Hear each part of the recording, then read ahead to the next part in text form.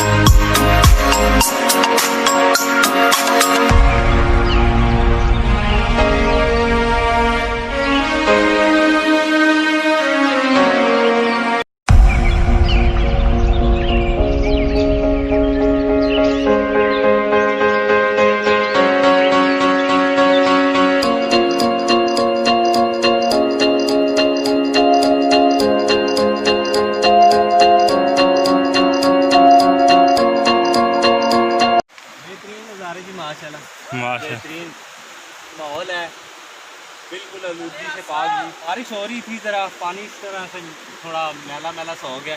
वैसे अब शार पे जा रहे हैं हम, इंशाल्लाह अच्छा फीलिंग होगी इंशाल्लाह, आपको बताते हैं। हाँ जी, तो अभी यहाँ स्टे किया है जी हमने। रास्ते में सारा जो भी उतरे पीछे से यहाँ स्टे किया है और केले चल रहे हैं। कितना मज़ा किया है। किस गला जी? ये फोटो जे वैसे के अच्छा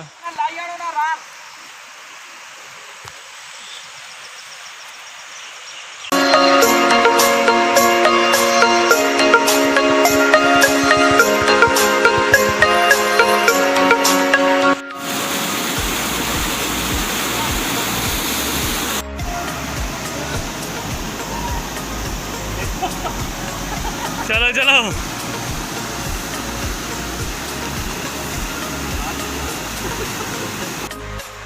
शकील भाई क्या कर रहे हैं आप?